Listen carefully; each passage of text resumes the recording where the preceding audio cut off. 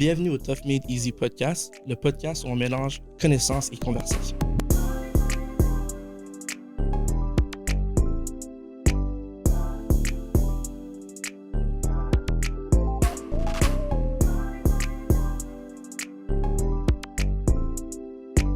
Aujourd'hui, on est avec Isabelle. Je peux t'appeler Isa parce que moi je t'appelle Isa d'habitude. 100%. Donc on est avec Isa. Isa, je te demanderais de te présenter parce que je pense que tu es meilleure que moi. Puis je pense que aussi ça fait un peu longtemps. Donc peut-être que la façon dont je te présenterai aujourd'hui, ça serait pas adéquat à ce que tu fais maintenant dans la vie. Oui, bonjour, je m'appelle Isabelle. Comment je me présenterais? Je suis une passionnée des enjeux sociaux. J'ai travaillé pendant plusieurs années en défense des droits des femmes. Je pense que c'est entre autres pourquoi que je suis invitée ici. Puis, c'est comme des questions, les inégalités sociales, les enjeux de genre. Ça a été des enjeux que j'ai étudiés pendant vraiment longtemps, autant à l'école que dans mon milieu du travail. Et pendant une période de temps, j'ai entre autres fait toutes sortes d'activités avec des jeunes, avec des moins jeunes, pour sensibiliser aux questions de genre. Puis c'est un peu la conversation qu'on voulait avoir. D'ailleurs, en dehors de ce truc du podcast, on a souvent eu plein de conversations justement sur ça. Puis je trouve qu'on se rejoint beaucoup, on se comprend beaucoup. On est beaucoup dans la nuance et non dans le noir ou blanc. Exactement. Donc c'est ça. Maintenant, je suis rendue à Montréal. Je suis analyste politique en santé publique. Donc un nouveau défi. Mais mes passions restent les mêmes. Et en fait, j'essaie de les amener dans mon nouvel emploi. Donc, je pense que c'est comme une lutte qu'on peut continuer, peu importe dans quel emploi on se retrouve. Alors, voilà. Je suis tout à fait d'accord. Puis, c'est vraiment cool que tu aies continué de prendre ce qui te tenait à cœur, puis tu l'amènes dans un autre milieu, surtout dans le milieu de la politique, que ce soit provincial ou fédéral. C'est un milieu où on sait que, oui, il y a beaucoup d'avancées, surtout au Canada. Genre, on fait des gros steps, mais il y a encore des trucs à peaufiner, si on peut dire ça comme ça. Puis, avant de commencer, je demande tout le temps aux gens, genre, comment est-ce que toi, tu vas personnellement? Est-ce que ça va bien?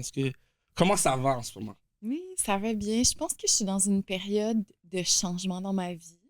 J'ai déménagé l'an dernier, changé de ville, j'ai changé d'emploi, j'ai terminé mes études supérieures, comme beaucoup de gros changements structurels. Donc, je me sens comme que j'ai fermé un gros chapitre, puis que là, il y en a comme un autre qui s'ouvre, mais je suis au début.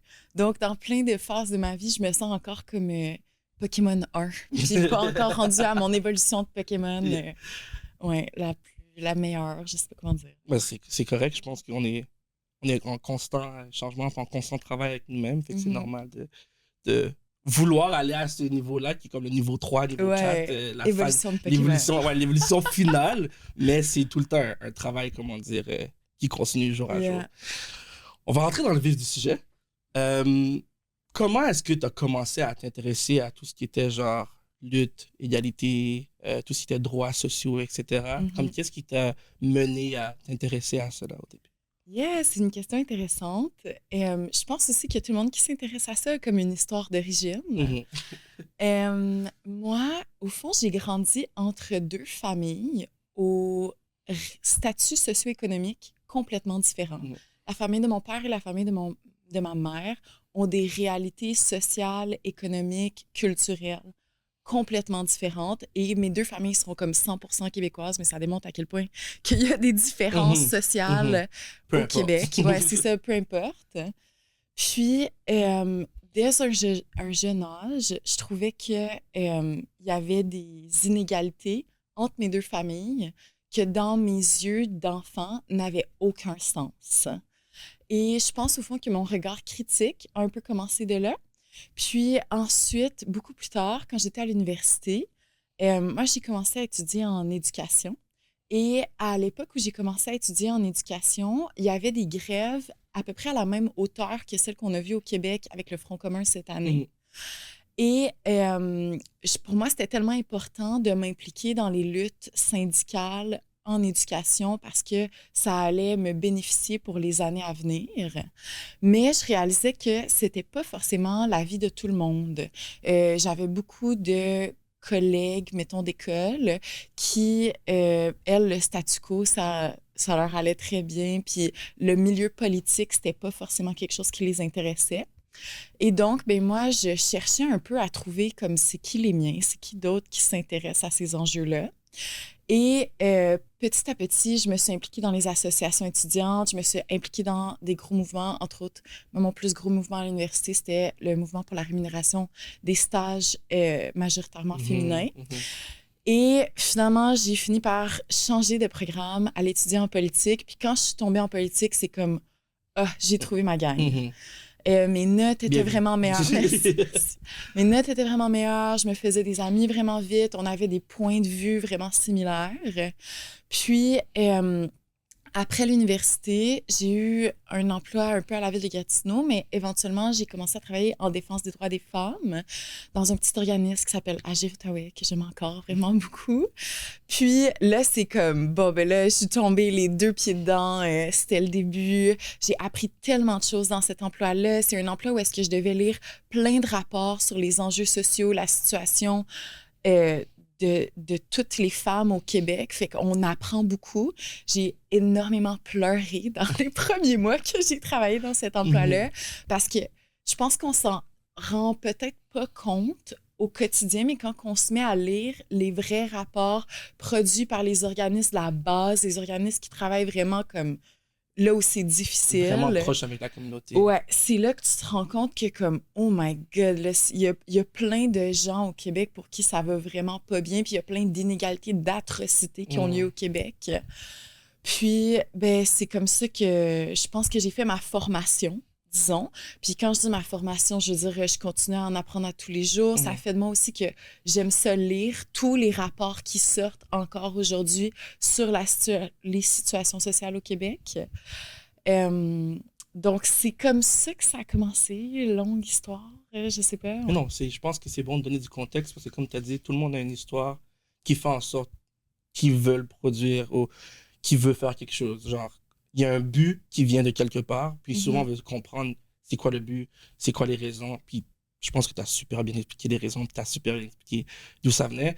Puis moi, je l'ai vu depuis que je te connais, genre la passion que tu as de justement travailler là-dessus, mais de concert avec peu importe qui est concerné. Souvent, on va voir dans certaines situations, surtout quand on parle du droit des femmes, qu'il y a beaucoup de gens qui voient ça comme une guerre de hommes versus femmes, ou peu importe qui est inclus dans le genre, il y a tout le temps un versus. C'est jamais un travail d'équipe au lieu d'être une confrontation entre un ou plusieurs groupes. Fait que moi, je trouve ça cool parce qu'à chaque fois qu'on a eu ces conversations-là, tu as apporté tout le temps l'aspect de on veut faire un travail d'équipe. À la fin de la journée, c'est qu'on veut rendre la qualité de vie de tout le monde mieux, meilleure. Genre, on veut pas commencer à on va mettre eux en bas, puis vous êtes comme.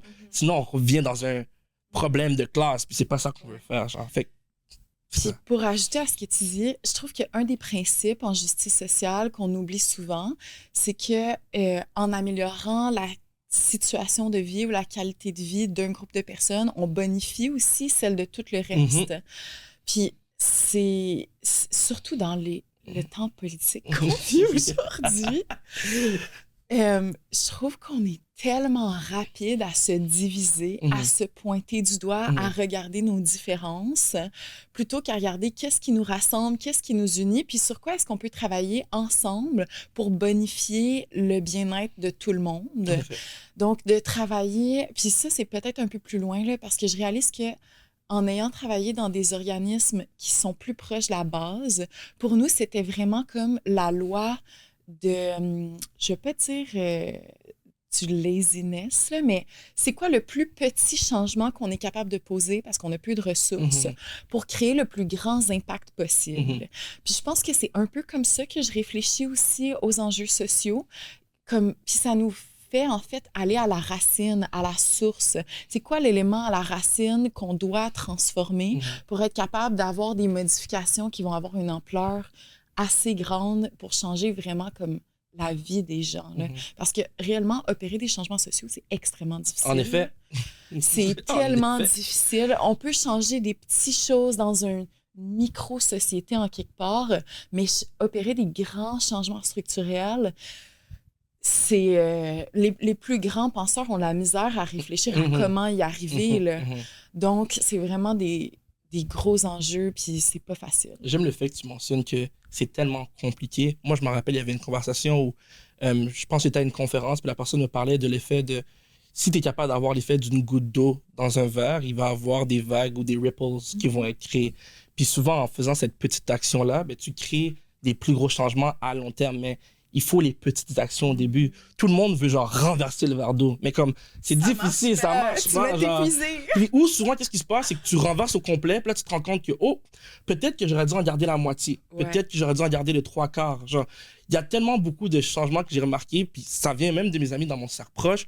On va faire des gros changements, mais en allant trop vite, des fois, tu prends pas le temps de vraiment analyser la situation au complet et de prendre un recul puis de faire comme, oh, OK, genre, peut-être qu'on aurait dû y aller de cette façon-là ou de cette façon-là, au lieu d'y aller puis de storm through puis d'y aller juste vraiment, genre, ça, c'est ma façon de penser puis on oublie tout le monde. Comme, il y a trop d'êtres humains sur la planète Terre pour penser juste d'une seule façon, ça fonctionne pas. Puis je pense que ça aussi, c'est comme un des principes que j'adore dans les milieux de lutte sociale.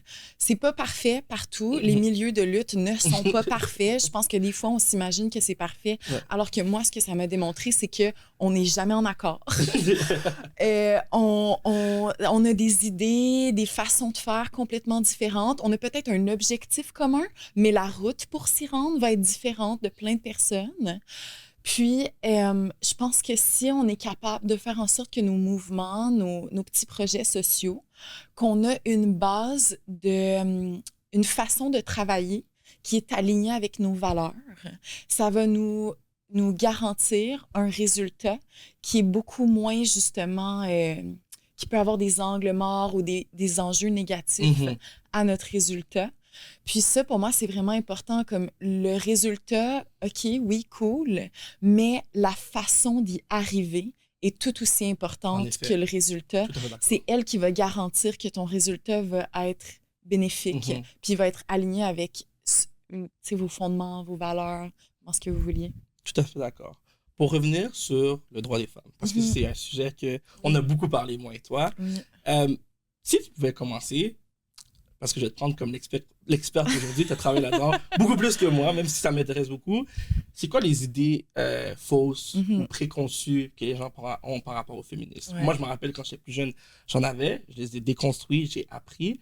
Mais aujourd'hui, c'est encore une situation où les gens voient le féminisme comme X, Y. Il y a une panoplie de trucs qui peuvent qualifier le féminisme. Donc, c'est quoi pour toi les plus grosses idées fausses par rapport au féminisme? Ben, je viens d'en parler un peu, mais je pense une idée fausse, c'est que tout le monde est d'accord, que toutes les féministes pensent de la même façon, alors que pour moi, c'est tellement faux. C'est des espaces de débat, d'échange extrêmement riches. Puis même entre nous, ça se déchire, on voit pas les choses de la même façon. C'est des milieux où on apprend à argumenter beaucoup, à réfléchir beaucoup. Donc, il y a des grandes réflexions profondes dans les milieux féministes. C'est vraiment pas noir ou blanc. C'est des infinies nuances de gris. Et ça vient nous chercher aussi beaucoup parce que quand c'est des milieux où est-ce qu'on se permet de se remettre en question, puis de l'adresser quand on trouve qu'une personne n'agit pas de la bonne façon. Mais ça vient aussi nous chercher parce que c'est vraiment proche de nos valeurs, de nos façons d'agir, de réfléchir. Ça, c'est une des premières choses que j'avais dit. Là, je regarde mes notes. Pas de problème. Il n'y a pas de problème. Ouais, c'est ça. Donc, que c'est pas parfait. Moi, de toutes les activités, disons, que j'ai fait comme plus en public, où il y a eu de la confrontation, parce que je pense que le milieu féministe est souvent comme critiqué, puis c'est bien correct, c'est une bonne chose. Les gens pensent que les féministes, tu vas leur poser une question, puis ils vont être comme « ça, c'est oui » ou « ça, c'est non ». Alors que je trouve que c'est vraiment pas ça. Toute situation, tout enjeu, c'est une situation de cas par cas. Puis même que je pense que des fois, cette notion de noir et blanc, ça peut nous nuire à nous-mêmes aussi. Parce que les situations sont plus complexes, les histoires d'une personne sont plus complexes. On peut avoir des grands principes qui nous guident, mais réellement, la situation d'une personne ou d'un enjeu en particulier, ça varie tellement d'un enjeu à l'autre. OK, une autre chose que je pense qui est tellement important à dire, c'est que les milieux de lutte, ou en tout cas le milieu féministe, qui est le milieu, moi, que je connais le plus, c'est des endroits où on peut se faire des relations tellement puissantes tellement fortes, tellement des belles amitiés. Puis moi, je trouve que c'est quelque chose dont on parle jamais du féminisme, mais pour moi, c'est comme un endroit où je me suis fait des amitiés, des relations qui me font tellement du bien aujourd'hui. Puis ça fait du bien, je pense, surtout dans la société qu'on a aujourd'hui, de savoir qu'on a des groupes de personnes qu'on peut aller voir où on va se sentir bien, où on va se sentir encouragé, puis même où est-ce qu'on peut aller avec comme un gros dilemme qu'on a, puis dire est-ce qu'on peut y réfléchir ensemble, ça me ferait vraiment du bien de pouvoir comme réfléchir à tout ça avec vous. Qu'est-ce que j'ai dit d'autre? Moi, si je peux rentrer là-dessus, je pense que comme à un moment donné, on avait une discussion par rapport à tu faisais le même exercice, mais dans des écoles. Je pense que c'était au secondaire, si je ne me trompe pas. Puis, il y a une soirée que je pense que tu m'avais envoyé un message.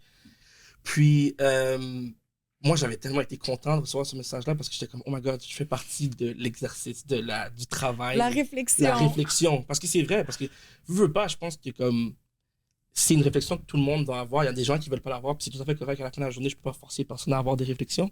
Mais moi, je suis une personne qui cherche à un peu comprendre, puis un peu comme les grands penseurs que tu as mentionnés, j'essaie tout le temps de voir, mais comment est-ce qu'on peut améliorer la situation de l'ensemble? C'est jamais parfait. Des fois, je me frustre, des fois, je trouve qu'il y a des trucs qui ont aucun rapport, mais c'est de tout le temps faire l'exercice. Puis je pense que cette soirée-là, tu m'avais demandé, genre, que tu faisais l'exercice à l'école, puis quand tu parlais aux petits garçons, ben, des fois, ils étaient désintéressés ou c'était vraiment difficile. Si tu pourrais juste mentionner l'exercice. Puis là, après moi, je vais mentionner ma réponse. Est-ce que tu te rappelles, qu'est-ce que tu faisais à ce moment-là? Je me souviens du sentiment que j'avais dans cette époque-là, puis j'en avais parlé justement avec plein d'autres de mes collègues parce que c'était comme j'étais comme confrontée à une réalité du terrain à laquelle je m'attendais pas, puis qui me faisait que je voulais pas mal aborder la situation parce que je sens que je vais expliquer la situation parce que les gens puissent comprendre. Au fond, moi, pendant un bout de temps, je donnais des ateliers dans des écoles secondaires. Puis les ateliers, c'était sur l'égalité des genres. Et très rapidement, je me suis rendu compte que je me prévoyais juste 30 minutes de contenu puis comme 30 minutes d'échange, mais mon 30 minutes d'échange était même pas assez. En rentrant dans la classe en disant on va parler d'égalité des genres, on va parler de féminisme, tout de suite, là, ouais, mais madame ça, ouais, mais madame ça, non, mais moi, je me pose des questions sur ça.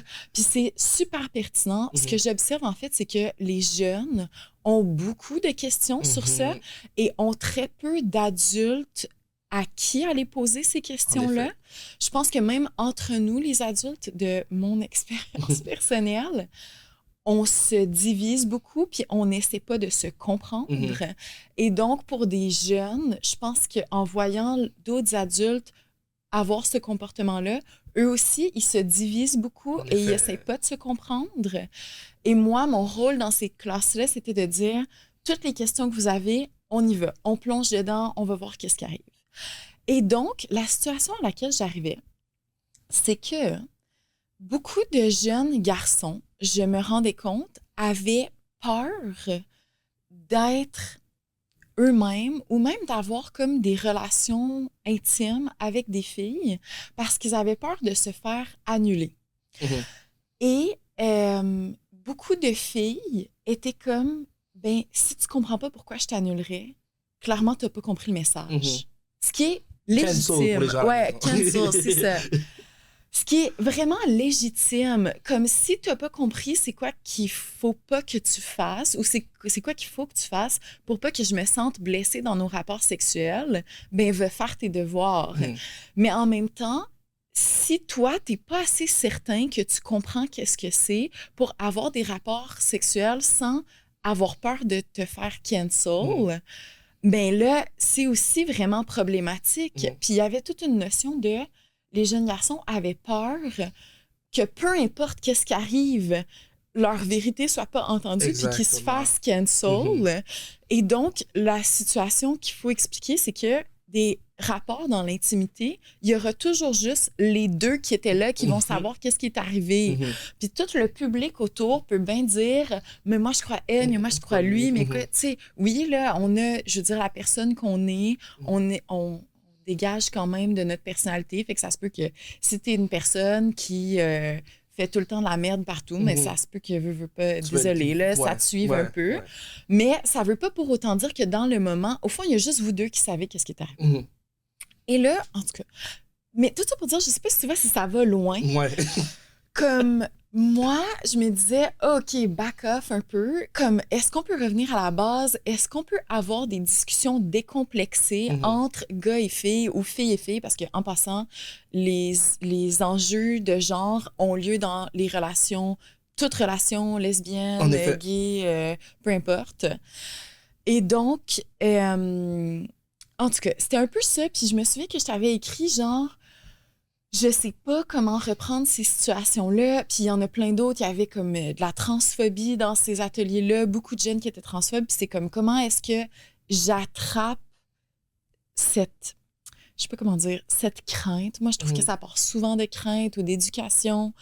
Puis comment est-ce que je peux l'accueillir avec gentillesse puis avec compréhension. Puis sans te faire sentir mal d'avoir posé une question que dans le climat social qu'on a aujourd'hui, je pense que beaucoup de jeunes garçons ont peur de poser ces questions-là.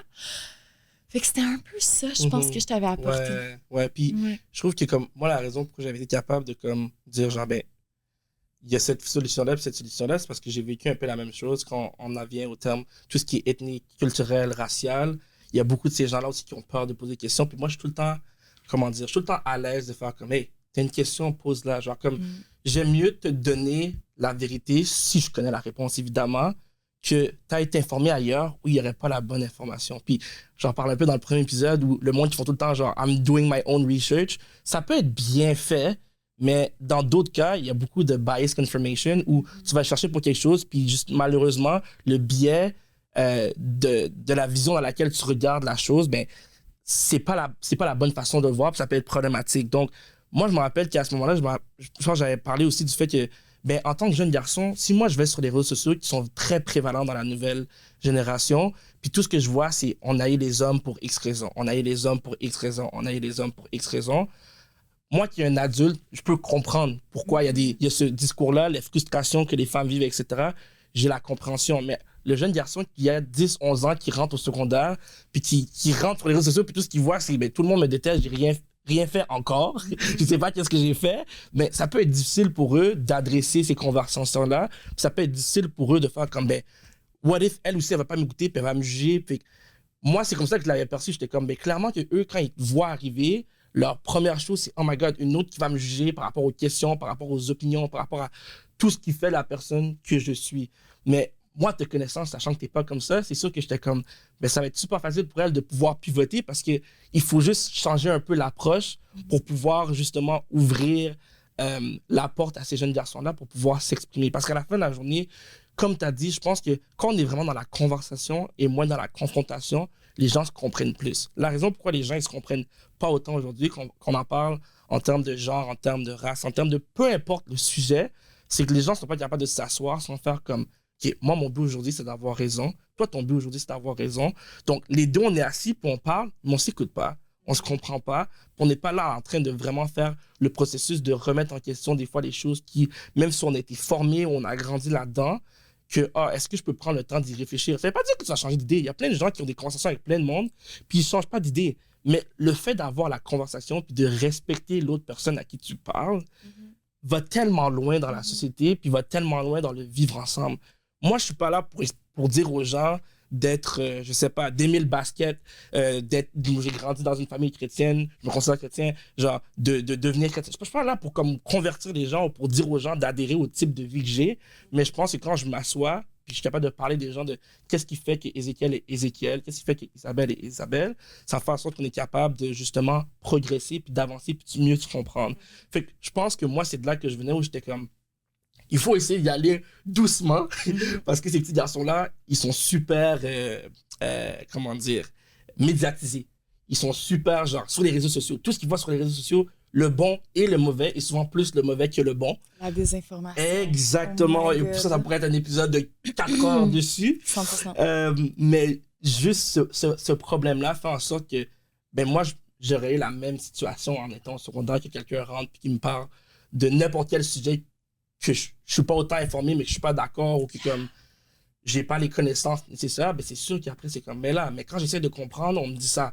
Quand j'essaie de faire attention, ben on me dit ça. Mais quand je fais pas ça, je suis pas assez bon. Mais puis c'est drôle parce qu'aujourd'hui, je vois des vidéos où il y a tellement les contrats, puis je sais que c'est des vidéos trottoirs, fait que c'est extrême, mais genre, d'un côté, tu vas avoir des filles qui vont dire, genre, je veux que mon homme, ça soit un provider, je veux qu'il fasse 100 000 et plus, je veux qu'il soit super masculin, je veux qu'il soit ci. Là, 2 secondes après, tu vas avoir une autre fille qui va dire, je veux que mon homme, il soit genre, super attentionné, je veux qu'il soit plus genre vulnérable, je veux qu'il soit plus nanana. Fait que là, genre, t'as une personne qui dit ça, t'as une autre personne qui dit ça, t'as une autre personne qui dit ça.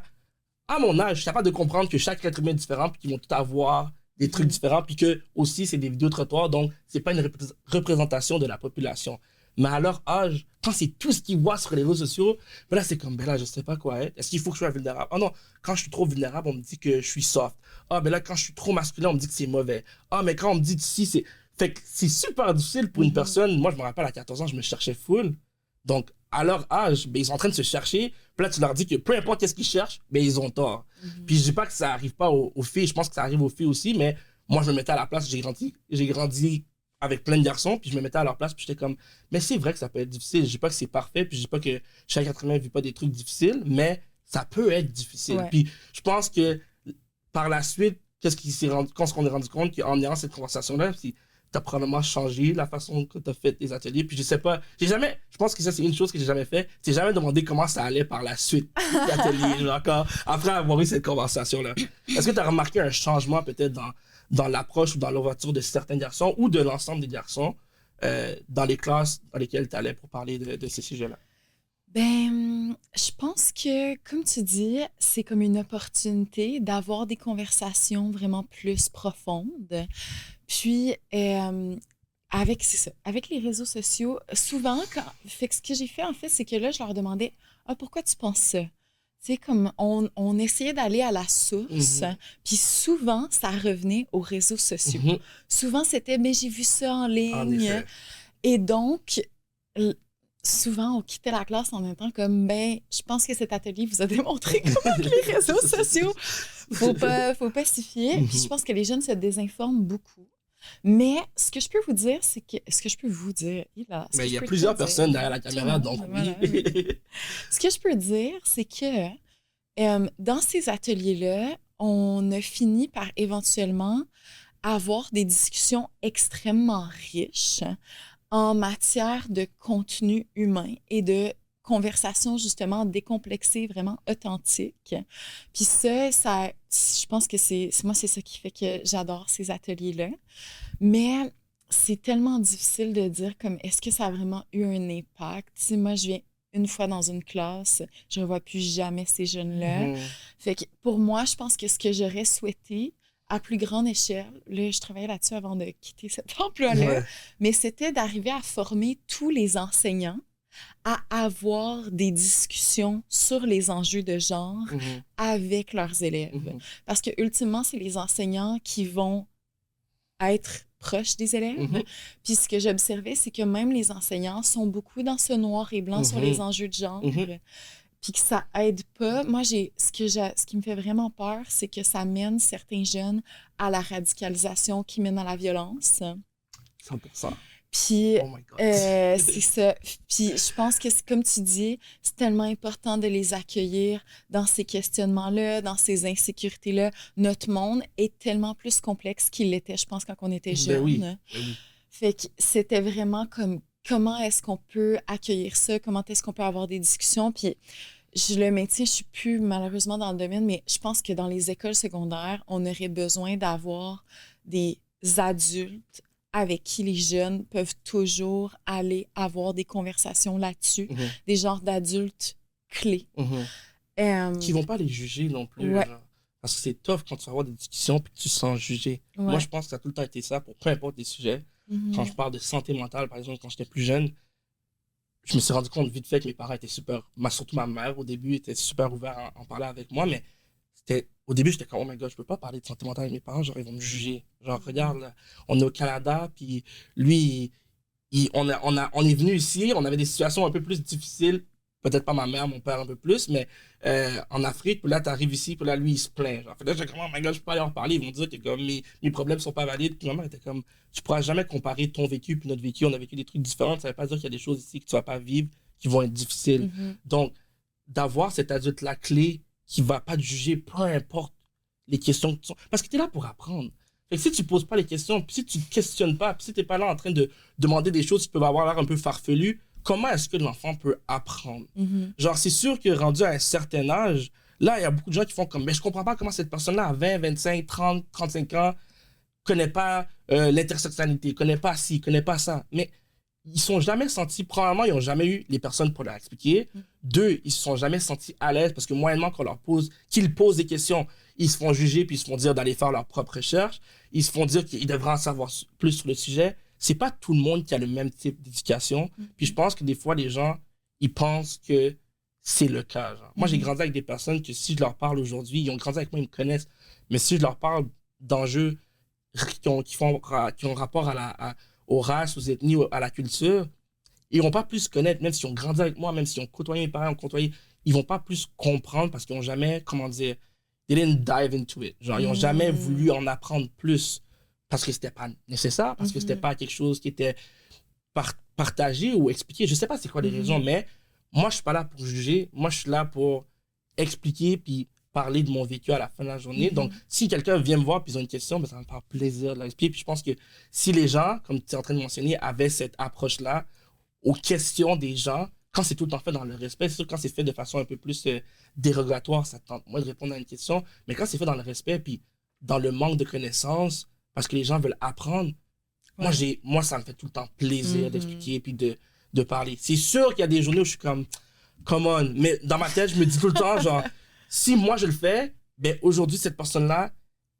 elle connaît mieux le sujet, puis elle va en parler à d'autres personnes. Puis mon travail, il se réduit maintenant, parce que moi, j'ai décidé de le dire à cette personne-là, ben elle peut en parler à une autre personne. Ça veut pas dire qu'elle va le faire, mais elle peut en parler à une personne de plus qui ne viendra pas me poser la question, parce que moi, j'en ai déjà parlé à cette personne-là. Je pense que comme quand on adresse ces situations-là, ça fonctionne vraiment beaucoup. Yeah. Puis je veux rebondir sur ce que tu dis, parce que moi, c'est un truc qui me tient à cœur, mais je sais que dans mon milieu, c'est pas populaire, mon avis. Mais moi, je suis vraiment contre le cancel culture, comme je trouve que c'est pas un... Ouais, là, on rentre dans les débats. Moi, je suis d'accord. Je suis d'accord avec toi. Je suis vraiment contre parce que... Puis je trouve que ça vient chercher un peu ce que tu dis, mais je trouve que le cancel culture s'appuie sur le sentiment de honte pour essayer de faire changer les choses. Puis quand on a honte, je pense à moi, quand j'ai honte, j'ai pas envie après ça d'aller demander « Est-ce que je fais bien ça? Est-ce que je comprends pas vraiment ça? Est-ce que tu peux plus m'expliquer? » Ou même, tu sais, d'aller poser des questions sur des enjeux que je sais que je suis la mauvaise personne dans ce contexte. Tu sais, comme... Fait que ça, je trouve que le cancel culture, puis d'essayer d'apporter des changements comportementaux à partir d'un sentiment de honte, ça nous amène pas à créer du changement. En effet. Puis je trouve que un des trucs desquels on parle jamais, moi j'en reviens pas qu'on en parle jamais de ça, mais c'est la responsabilisation. Je trouve que ça, c'est quelque chose qui est beaucoup plus porteur de changement et je vois pas ça dans nos discussions, dans nos communautés, dans tout ça. Je vois pas que c'est quelque chose dont on parle. Puis pourtant, moi, je trouve que me dire, je suis responsable de mes lacunes de connaissances, de mes biais inconscients, c'est quelque chose dont je me sens beaucoup plus prête à prendre en charge ça et à m'améliorer et à m'informer et à avoir des discussions plutôt que de partir d'un sentiment de honte. 100%. Puis je pense que sur les enjeux de genre, c'est quelque chose qu'on a vraiment besoin de déconstruire, de inciter à l'action par la responsabilité individuelle ou collective plutôt que de passer par le sentiment de honte et de dire, ben, toi, ferme ta gueule là-dessus, t'as rien à dire. C'est comme... Tu sais, je trouve que ça nous aiderait à avancer collectivement si on prenait ce chemin-là plutôt que celui de cancel ou de la honte. Tu as parlé de radicalisation. Moi, j'ai tout le temps, mais comme à chaque fois que je parle de cancel culture, je parle de radicalisation. Souvent, les gens ils disent aujourd'hui, oh my god, la désinformation, il y a beaucoup, je parlais du milieu masculin, beaucoup dans les podcasts aussi, comme on avait parlé avec Jessie dans le premier épisode. Ah ben, on comprend pas pourquoi les hommes ils disent ça et pourquoi ils disent ça. Je suis comme, Mais ceux qui ont voulu peut-être essayer se sont fait refouler. Là, ils se font canceller. Puis là, je suis pas en train de dire, je suis pas en train de leur donner des raisons du message ou du speech qui parle, mais ils se font refouler. Là, ils ont plus de communauté. Ils se retrouvent tous dans la même communauté. Ils se parlent tous. Ils se priment tous, comme on aime dire en bon québécois. Puis là, après, ça revient avec ce message-là en ligne. Puis là, on comprend pas comment c'est arrivé. Ben, à la base, si on les avait pas tous repoussés, là, quand je dis repoussés, je parle pas quand on parle de rejet par relation, etc., je parle juste d'inclure les gens dans les conversations. Comme tu as dit, si on pousse tout le monde dans la honte, on cancelle tout le monde, moi, j'ai juste remarqué qu'à chaque fois qu'on cancelle quelqu'un, il fait juste créer son propre petit groupe, et ce groupe-là devient pire. Et là, après, on est comme, oh my God, on comprend pas comment c'est arrivé. Je suis comme, bro, c'est exactement comme ça que c'est arrivé. T'as créé ça comme ça, genre, comme, quand on a enlevé Donald Trump, moi, je disais tout le temps, Donald Trump, on aurait dû regarder sur Twitter au début. Tout le monde était comme, ben non, t'es fou. Genre, j'aime pas particulièrement Donald Trump. Mais je sais comme, maintenant, on voit qu'il avait raison. Mais au moins, puis c'est ça, mais au moins, comme, quand il est sur Twitter, quand il dit des trucs out of pocket, je les vois. Je vois qu'est-ce qu'il dit, je vois qu'est-ce qu'il fait. Genre, à la fin de la journée, il est présent. Je peux décider ou non de l'écouter, de le canceller. Pas canceller, mais comme d'être en désaccord. D'être en désaccord, de bloquer si je ne veux pas le voir sur mon feed parce que ça ne me tente pas de regarder ce type de contenu-là.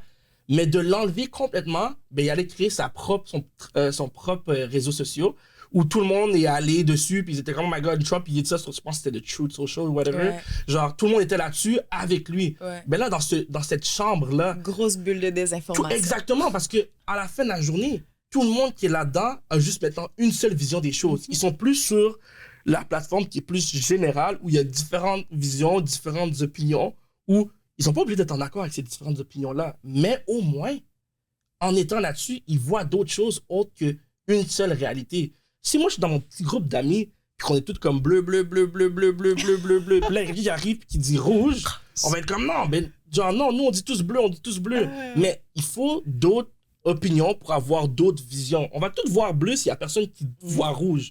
Mais s'il y a quelqu'un qui arrive, ben, ça se peut qu'en mélangeant les deux couleurs, on voit violet maintenant parce qu'on a décidé de tout mélanger nos opinions puis nos différences. Puis je pense que des fois, on veut pas faire ce travail-là. Puis là, on a laissé beaucoup le travail à la cancel culture de genre d'éduquer les gens. Mais t'es pas éduqué quand t'es dans la honte, là, t'es juste dans la honte. Mais non, parce que tu fais juste sortir de la situation puis t'es comme, ben, moi j'ai essayé de comprendre ou j'ai pas essayé de comprendre. Exemple, j'ai fait une mauvaise chose puis là maintenant j'ai besoin de réapprendre, de faire une réinsertion sociale, que ça soit médiatique, que ça soit, peu importe, ça c'est un autre sujet qu'on peut parler là-dessus, mais genre, en mettant les gens en écart, on fait juste mettre plein de gens à l'écart, puis ces gens-là, ils se regroupent ensemble, puis là, après, on est comme, oh my God, on comprend pas pourquoi ça s'est arrivé. Mais on les a mis à l'écart, puis on fait leur propre groupe. Maintenant, la seule différence, c'est qu'au lieu d'être une seule personne avec cette voix dissidente, ils sont genre 1 million. Puis là, quand ils sont 1 million, ils pensent tous de la même façon. Parce que quand tu penses aux républicains aux États-Unis, les républicains d'aujourd'hui, puis les républicains de, exemple, John McCain dans le temps de Barack Obama, c'est pas le même type de républicain. Genre, moi, quand je regarde les débats, je regardais les débats récemment parce que j'ai vu ça passer sur les réseaux sociaux. Je regardais les débats entre Barack Obama et John McCain. Ils sont en désaccord sur plein de choses, mais ils se respectaient tellement. J'ai vu une de ces madames, le clip d'une de ces madames qui arrive, qui commence à injurier Barack Obama de toutes les façons. Puis John McCain, il prend le micro, puis il dit genre, je veux juste dire quelque chose. Il est comme, même si on n'est pas d'accord, c'est une vraiment bonne personne. On n'a pas les mêmes opinions politiques, mais tout ce que vous dites, c'est pas ça la réalité. C'est une bonne personne, puis personne ne devrait avoir peur que cette personne soit le leader des États-Unis si c'est pas moi. Moi, j'étais comme, ça prend tellement de maturité en tant que personne. Mais c'est ça. Mais aujourd'hui, quand je regardais ça, j'étais comme, oh my God, wow. Mais aujourd'hui, quand tu regardes l'aspect politique, que ce soit au Canada ou aux États-Unis, il y a personne qui veut se respecter, genre. C'est comme, non, lui, c'est une mauvaise personne. Exactement. C'est fou. Exactement. Moi, j'aime pas cette personne-là. Est-ce que tu n'aimes pas les idées qu'il a ou tu n'aimes pas la personne qu'il est? Parce qu'à la fin de la journée, je pense qu'il veut la même chose que toi. Vivre heureux, avoir ce qu'il peut avoir, puis vivre une bonne vie. Ça, c'est comme le but. Pas mal, 99,9% des êtres humains, c'est ça qu'ils recherchent, d'être heureux dans la vie. So, comme tu as dit, on a beaucoup plus de trucs qui nous rassemblent que de trucs qui nous divisent. On est tellement focus sur qu'est-ce qui nous divise. S'il y a une virgule qui nous divise, là, ben et oui. là. C'est ça que je trouve difficile. Puis si je peux, genre, un peu déranger l'ordre de où j'allais aller dans la conversation, mais tu as mentionné beaucoup les réseaux sociaux.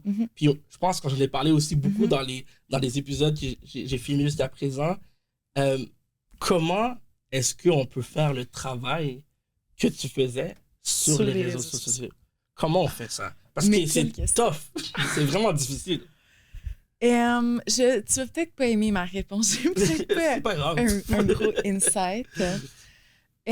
Moi, ce que j'ai... Mon diagnostic, mettons, des réseaux sociaux, c'est que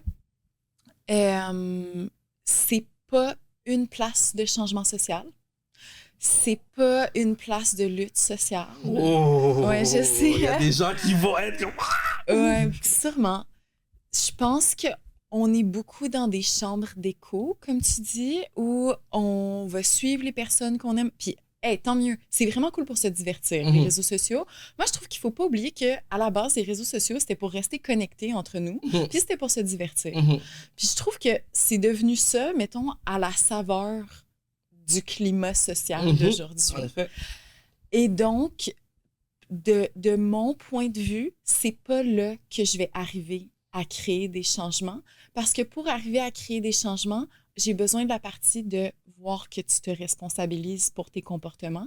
Et sur les réseaux sociaux, peut-être que se responsabiliser, ça arrive, mais je pense que des fois, on fait même de la performance d'enjeux sociaux. Ouais. Et donc, je sais pas à quel point que c'est vraiment le bon outil pour faire ça. Et au-delà de ça, comme on en parle depuis le début, pour moi, ce qui est le plus porteur de changement, c'est d'avoir du contact humain et des relations sociales. Je pense qu'un des trucs qu'on oublie, toute son importance, c'est les relations humaines.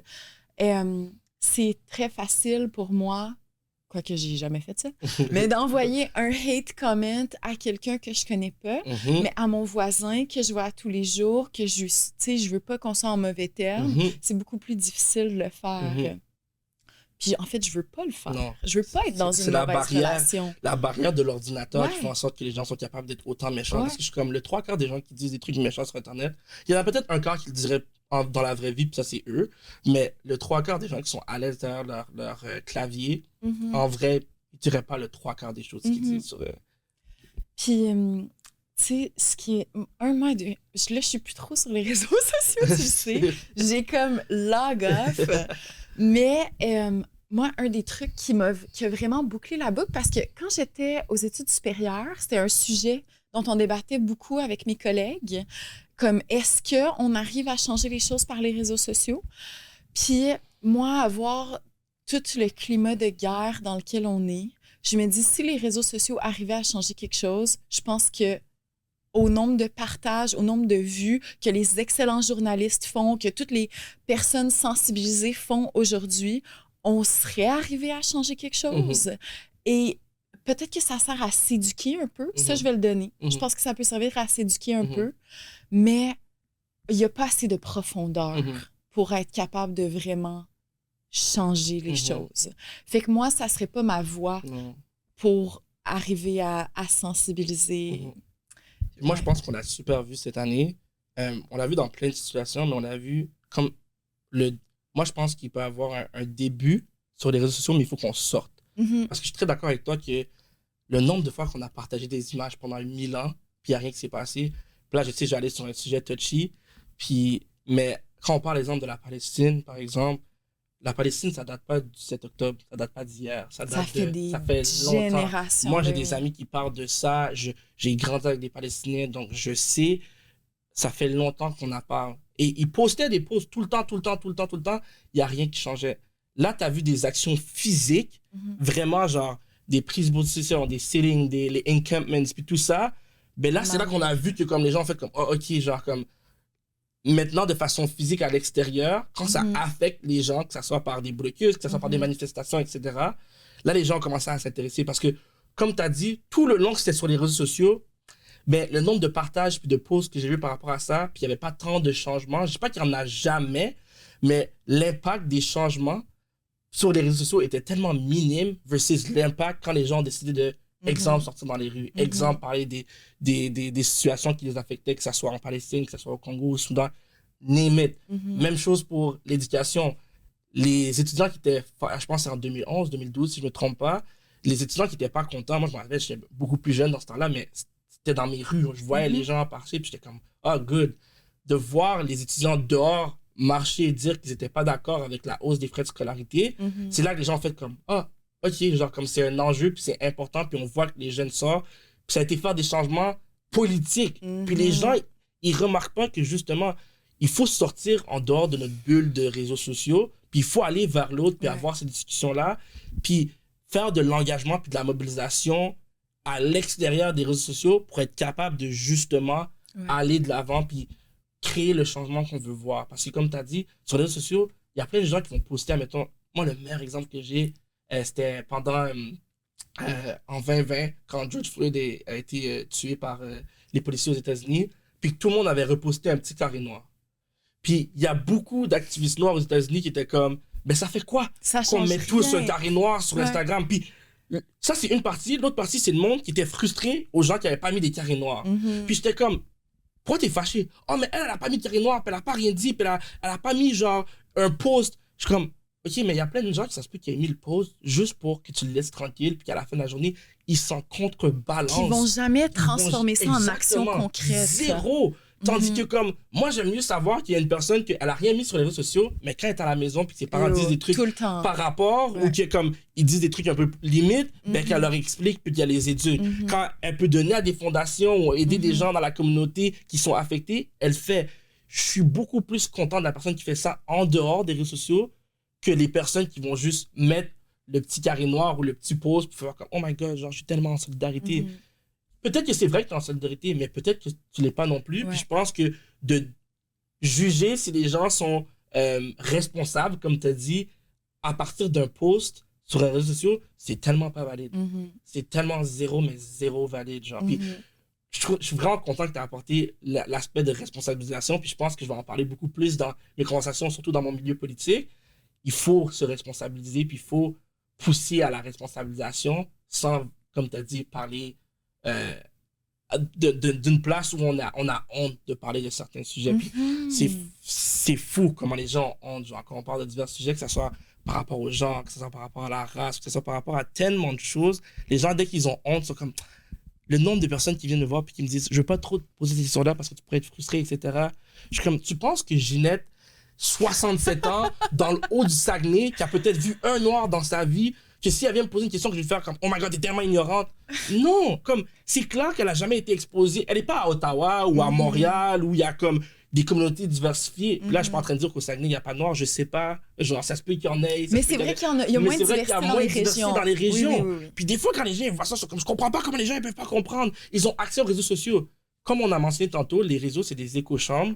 Si dans mon écochambre, il n'y a aucune diversité, il n'y a aucune mention de la diversité, je vais jamais en apprendre. Ou une mention toujours péjorative. Exactement. Mettons, ça peut aussi exactement, arriver, c'est l'autre chose. Mais ça va être la seule vision que j'ai. Jusqu'à ce qu'au jour où, moi, le nombre de grands-mamans puis de grands-papas québécois, t'arrives au Tim Hortons, là, puis ils te parlent. Ou genre, ils sont dans des endroits, puis ils te posent des questions. Puis moi, je trouve ça tout le temps, genre, je trouve ça tellement cool de leur part parce que ça montre qu'ils ont vraiment la volonté de comprendre. Oui, des fois, il y a des petits commentaires que, comment dire, ils sont maladroits, etc. Mais moi, ça me dérange pas parce que je vois dans leurs yeux qu'ils veulent vraiment comprendre puis apprendre. Puis si tout le monde avait un peu plus cette mentalité-là de vouloir comprendre et apprendre, au lieu de vouloir gagner un argument à chaque fois, on serait déjà mieux dans le monde en ce moment, comme 1000 fois mieux. 100%. Puis je pense que moi, je veux te remercier pour le travail que tu fais parce que tu abordes des sujets en étant tout le temps ouvert d'esprit. Puis juste en ce moment, comme j'espère que les gens qui vont voir cette conversation-là, qui vont être comme « Oh my God, genre, on peut avoir des conversations comme ça. » Puis ça se peut que des fois, on s'en désaccord, mais tant qu'on reste respectueux, ben c'est correct, genre. Puis comme tu l'as super bien mentionné. Puis pour faire un peu du pouce en dernier, parce qu'on a vraiment, comme tu le sais pas, mais on a comme adressé toutes les questions que je voulais avoir, genre ça, on pose directement les questions, genre comme t'as tout touché, comme je regardais mes questions tantôt, puis j'étais comme, on a déjà parlé de ça, puis j'étais comme, waouh, genre comme c'est fou. Mais c'est quoi les conseils ou genre, les genres de tips que tu pourrais donner aux gens par rapport quand ça vient aux questions de genre, mais aussi quand ça vient à parler des sujets difficiles, d'avoir ces discussions avec les gens. Donne-nous un peu de sagesse, de wisdom, là. OK. Mais là, notre conversation m'a amené ailleurs. J'avais déjà Vas-y. Je pense qu'on parle de comme passer à l'action dans des petits gestes ou dans des grands gestes. Puis je pense que ça, c'est quelque chose que j'essaie de me rappeler à moi-même tout le temps. mais que je pense que c'est important qu'on se le rappelle tous aussi.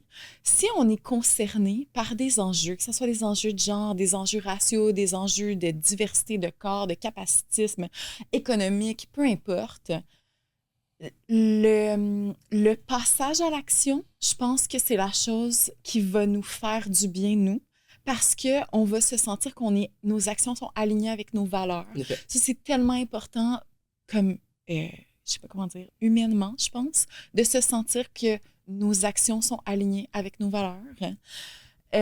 Mais aussi, ça n'a pas besoin d'être quelque chose de gros. Je pense que des fois, j'ai beaucoup d'amis, tu sais, qui m'ont souvent dit comme Oh my God, Isa, c'est tellement fou ce que tu fais, tu sais, comme moi, je serais jamais capable, ou tu sais. Puis je pense qu'en effet, notre société est peut-être pas formée de façon à nous encourager à être impliqués socialement, collectivement dans des luttes, mais il y en a tellement de petits réseaux, petits groupes, de petites façons de s'impliquer au quotidien qui sont possibles. Fait que je pense que mon conseil numéro 1, ça serait d'inviter les gens à voir qu'est-ce qu'ils peuvent faire dans leur capacité des choses, tout le monde à leur façon. Puis je pense que nos petites actions au quotidien ont un beaucoup plus grand impact que ce qu'on pense qu'elles ont. Ça, c'est conseil numéro 1. Puis comme je te dis, je me le rappelle tout le temps. Là, moi, je suis comme en train de réfléchir à c'est quoi mon prochain move d'implication politique à Montréal. Et le deuxième, c'est n'oublions pas que nos relations sont une des plus grandes forces qu'on a. Et donc, d'entretenir nos relations au travers de sensibilité, de conversation, de poser des questions, d'être vulnérable, je pense que c'est une des plus grandes forces qu'on peut avoir. Et moi, j'ai un peu de crainte, mettons, pour notre futur social et politique. Et Pourquoi? je pense, ben, on vit des choses en ce moment, des grandes périodes de crise, je pense. Même au Canada, le Canada n'était pas un pays de crise et maintenant on est un pays de crise. Et je pense que notre solidarité, c'est une de nos plus grandes forces. Donc, d'entretenir nos relations interpersonnelles, ça va être une grande force face aux crises auxquelles on va commencer à faire face de plus en plus. Fait que je dirais que c'est ça. Puis une dernière chose, je sais même pas si je peux Non, rentrer t'as le temps. Mais oui, mais oui, oui. Mais oui. Mais en parlant de passer des actions aux actions, c'est pour quand la politique, Ezekiel? Oh my God. Euh, honnêtement, s'il y a une chose que je peux dire actuellement, c'est être en politique actuellement, c'est vraiment, mais vraiment difficile. Je pense à tous mes amis staffers, que ce soit au niveau provincial, fédéral, genre force à vous parce qu'on vit des moments qui sont vraiment difficiles, comme tu l'as mentionné. Je trouve que c'est très difficile d'expliquer aux gens en dehors de la politique comment le milieu politique fonctionne. Puis les gens pensent en savoir vraiment plus quand ils sont à l'extérieur, mais quand tu rentres puis t'es à l'intérieur, t'es comme, oh my God, cette machine est vraiment grosse, vraiment difficile, les changements sont vraiment difficiles. Et je pense que ça m'a un peu, pas mis, je vais pas dire mettre off, mais ça m'a permis d'avoir du recul puis de faire comme, ok, peut-être pas tout de suite. Parce que moi, je me rappelle quand je suis rentré dans le milieu, j'étais comme, yo, c'est clair que comme, je veux faire ça, puis nanana. Puis il y a plein de choses que j'ai remarquées dans le milieu politique, pas qui m'ont découragé, mais qui m'ont porté à me remettre en question, est-ce que c'est vraiment ça que tu veux faire? Ouais. Moi, quand je regarde l'aspect des réseaux sociaux en ce moment, puis comment, genre, peu importe de quel côté politique tu es sur le spectre politique, comment les gens sautent sur n'importe quoi qu'ils entendent pour te critiquer, pour t'insulter. Il y a des gens que même c'est rendu leur famille est touchée, etc. Ça m'a porté à me remettre en question parce que je suis comme, est-ce que je veux exposer, si j'ai une famille, est-ce que je vais exposer ma famille à ce type de haine ou ce type de manque de compréhension? Je sais pas comment le secteur politique va être dans 10 ans, puis j'espère qu'il va être un peu mieux. Je le souhaite vraiment, mais je veux encore travailler en politique, c'est quelque chose qui m'intéresse, genre j'aimerais ça travailler en diplomatie, je sais pas quel rôle encore, j'hésite entre la politique vraiment pure et dure ou la diplomatie, mais dans les deux cas, c'est sûr que je vais en faire, mais je pense que c'est pour avoir travaillé surtout avec des ministres, genre moi j'ai vu un de mes ministres, mon ministre préféré, le ministre Sajjan, qui est présentement à Emergency Preparedness, je l'ai vu vivre des moments vraiment difficiles avec toutes les attaques par rapport au cirque au Canada. Je l'ai vu vivre des moments difficiles où pendant 3-4 semaines, il ne voit pas sa famille parce qu'il est à travers le monde. Puis il nous le dit, c'est pas facile, mais il travaille pour le bien-être des Canadiens en général, incluant sa famille, mais il sait que sa famille fait un sacrifice de le laisser aux Canadiens pour qu'il puisse faire ce travail-là. Puis des fois, je pense que les gens ne comprennent pas. C'est comme quand tu es un public servant, c'est vraiment ça le terme. Tu dois servir le public. Puis je sais que c'est pas tout le monde qui est content parce qu'ils sont comme « Ouais, mais ils me servent pas moi personnellement. » Moi, je donne tout le temps l'exemple de famille. En tant que parent, des fois, c'est difficile que tes deux enfants aient des opinions différentes. Un va aller au McDonald's, l'autre va aller au Burger King, puis là, t'es comme, oh my God, où on va? Faut qu'on trouve une solution. Je suis comme, imagine un ministre qui est responsable de 40 millions de Canadiens, qui ont tous des opinions différentes, qui ont tous des points de vue différents. C'est sûr que c'est difficile de faire plaisir à tout le monde. Ils essayent du mieux qu'ils peuvent. Puis des fois, il y a une partie d'entre vous qui vont pas être contents, puis c'est correct parce qu'on peut pas tout le temps être content et d'accord. Mais d'avoir juste ce respect que les gens qui sont là-bas font de leur mieux, et je vous le promets qu'ils font de leur mieux. 95% d'entre eux font de leur mieux. Il y a tout le temps 5% que moi aussi, je trouve que des fois, c'est comme, est-ce que tu essaies vraiment? Peut-être pas. Mais beaucoup d'entre eux font des sacrifices, puis ils essaient de faire ce travail-là. Puis en étant exposés directement à ça, genre, je leur parle, je les texte, les ministres, je ne veux pas dire que c'est mes meilleurs amis, mais on a des conversations, genre, c'est des personnes qui sont rendues des personnes contact, des personnes ressources à qui je parle souvent. Ben, je me suis dit, OK, il va falloir que quand je vais être rendu là dans ma vie, si je veux vraiment me lancer en politique ou en diplomatie, ça va être moins intense, mais si je veux me lancer en politique puis être vraiment un front-facing politician, il faut que je comprenne qu'il va y avoir beaucoup de sacrifices, puis ça va jouer sur mes relations, ça va jouer sur ma santé mentale, ça va jouer sur tellement de choses, puis il faut juste que tu sois prêt quand tu fais le jump, parce que c'est pas pour tout le monde. On a vu beaucoup de maires puis de mairesses récemment quitter la politique parce que, pas parce qu'ils n'étaient pas assez forts, mais parce que le milieu est rendu tellement difficile et sauvage. Sauvage, c'est le terme. Ouais. C'est vraiment sauvage. Genre, j'ai vu une autre petite vidéo récemment que quelqu'un disait, genre, c'est fou comment aujourd'hui on peut insulter nos premiers ministres puis nos ministres, puis c'est tout à fait normal, mais dans d'autres pays, là, admettons, genre, tu parles du premier ministre en mal ou tu parles du président en mal. Yo, c'est done pour toi. Tu penses qu'il va faire quoi si t'en parles en mal? Tandis que nous ici, genre, comme moi, là, j'ai vu des gens là qui se prennent avec des camions fuck Trudeau, etc. T'as le droit de pas l'aimer le premier ministre. Je te dis pas de l'aimer. Faut juste le respecter comme en tant que personne. C'est tout. C'est tout ce que je te demande. Tu peux être en désaccord. Des fois, vous êtes en désaccord avec des gens. Tu dis pas fuck you à tout le monde avec qui t'es en désaccord, là. Genre, sinon, le monde serait vraiment un monde méchant et triste. Mais je pense que cette radicalisation-là, il y a beaucoup de choses que les Américains exportent au monde, mais la radicalisation, ils l'ont exportée au monde. Moi, c'est tout le temps ça que je dis. Puis il ne faut pas tout le temps blâmer les Américains, puis c'est leur faute. Mais ils ont une grosse partie des problèmes généraux dans le monde vient souvent de comment les gens les perçoivent. Donc, quand on voit une radicalisation chez eux, des trucs comme ça, ça s'exporte, puis on voit que nous, on a cette problématique-là aussi. Donc, j'espère que les futurs politiciens, puis les gens qui sont vraiment intéressés par rapport à la politique, incluant moi-même, qu'on va réfléchir à ça, puis on va faire comment on peut avoir des meilleures discussions, puis des meilleures façons de faire pour unifier le pays au lieu de le diviser encore plus. Parce que l'autre chose aussi que je rappelle aux gens, c'est qu'à la fin de la journée, à la télé, quand vous regardez la période des questions, oui, ils se crient après, mais je te promets qu'après, quand ils sortent du lobby, il y en a beaucoup qui se parlent. Fait que quand vous, à la maison, vous vous détestez parce que là, tu votes bleu, puis l'autre, il vote rouge, puis l'autre, il vote orange, puis toi, tu votes vert, ils se parlent vraiment plus que toi, tu parles à ton voisin qui vote bleu ou vert ou orange, parce que tu es comme, oh my god, je peux pas lui parler parce que lui, il vote orange, puis moi, je vote bleu. Je fais juste te dire qu'eux, ils se parlent parce qu'on doit travailler ensemble. Ils font aussi partie du gouvernement. Ils représentent aussi une population. Un gouvernement, c'est pas juste le parti au pouvoir.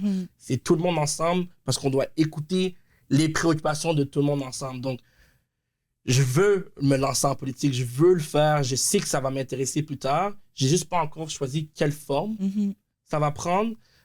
Moi, j'aime vraiment beaucoup l'international. Ça, c'est sûr que l'international, genre, les grosses organisations, c'est quelque chose qui m'intéresse vraiment. Mais je vais jamais dire non à tout ce qui est, genre, national aussi, parce que c'est des trucs qui sont intéressants. Puis, et toi, est-ce que toi, tu aimerais ça aller en politique? Parce que moi, j'y pense. On a fait la séance politique ensemble, on a fait les gaufres, tout ça, donc... Moi, j'y pense aussi, puis j'ai des réflexions similaires aux tiennes. Comme ça fait longtemps que j'en parle avec beaucoup d'autres de mes amis qui sont impliqués dans des mouvements sociaux, puis qu'on se dit tout, en tout cas, message à la maison... comme c'est le temps qu'on ait une vague de nouvelles politiciennes qui mènent avec leur cœur et qui veulent changer les choses. Puis moi, ça me réconforte aussi de me dire que au moment où j'irai en politique, j'aimerais y aller avec des gens où je vais pas justement avoir peur de mon travail. Comme ça me terrorise l'idée actuelle d'aller en politique telle que la politique est. Mais en même temps, ça me terrorise de rien faire. Mhm.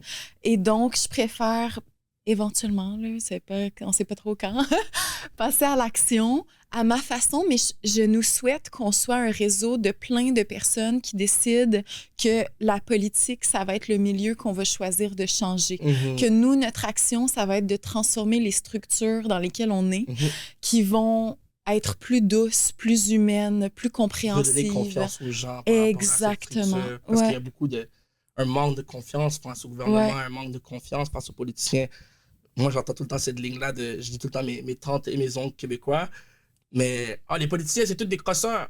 Puis c'est comme, il y en a que oui, je peux pas mentir, mais je te promets que la plupart des gens veulent faire du changement, c'est juste que c'est difficile plus que tu le penses. Comme j'ai dit tantôt, il y a des gens qui ont de la difficulté à prendre des décisions quand ça vient à 2-3 enfants. Imagine quand tu as 40 millions de Canadiens. Je suis pas en train de dire que vous êtes tous des enfants à la maison, je veux juste dire que tu dois prendre des décisions pour plusieurs personnes. C'est 1000 fois plus difficile quand tu as un gros bassin que quand tu en as un plus petit. Puis les gens ont la difficulté avec un plus petit bassin. Donc, je suis tout à fait d'accord avec toi que comme j'espère qu'on va être capable de changer le milieu de la politique pour que ce soit un milieu qui nous ressemble plus. Parce qu'à la base, c'était ça, le milieu de la politique. C'était d'être près des gens. La démocratie, quand on parle du démos, ben, c'est avec la population, c'est avec la voix de tous.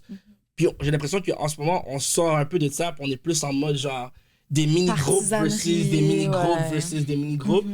Ça peut être des discussions par rapport au changement du mode de scrutin ou des trucs comme ça. Puis ça aussi, c'est des débats qu'on peut avoir pendant longtemps, mais je pense que tu amènes une vraiment bonne vision de comment est-ce qu'on peut entrer la politique puis faire un changement qui est plus interne. Parce qu'on veut faire beaucoup de changements externes en politique, mais il faut peut-être faire aussi un changement interne changer la machine pour pouvoir faire des meilleurs changements externes. Je suis tout à fait d'accord avec ça.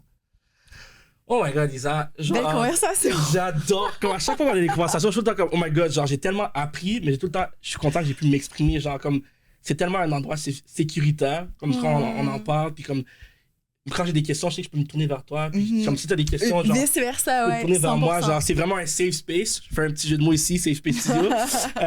Mais c'est vraiment cool parce que je pense que c'est comme ça qu'on apprend. Comme quand on est capable d'avoir des conversations sur des choses qu'on comprend moins, puis qu'on est ouvert d'esprit, puis qu'on est capable d'avoir des discussions, mais ça amène vraiment du changement. Puis je te remercie d'avoir pu apporter ton opinion aujourd'hui. J'espère que les gens vont vraiment retenir. Je sais que c'est long, puis il y a beaucoup de trucs qu'on a dit, mais de retenir les trucs importants. Puis de comprendre que c'est des conversations comme ça qui font en sorte qu'on peut vraiment faire avancer les choses. Donc, merci beaucoup, Lisa. Merci à toi, puis merci pour l'opportunité. Donc, c'était tout pour aujourd'hui. Puis, comme d'habitude, suivez-nous sur notre plateforme YouTube, Instagram, je pose pas des trucs, mais il y a des petits Reels. Je pose pas des épisodes au complet, mais il y a des petits Reels. TikTok, Spotify, Apple Podcasts. Ça se peut qu'on ajoute sur d'autres plateformes aussi, mais the usual. Puis, j'espère qu'on se voit à la prochaine fois.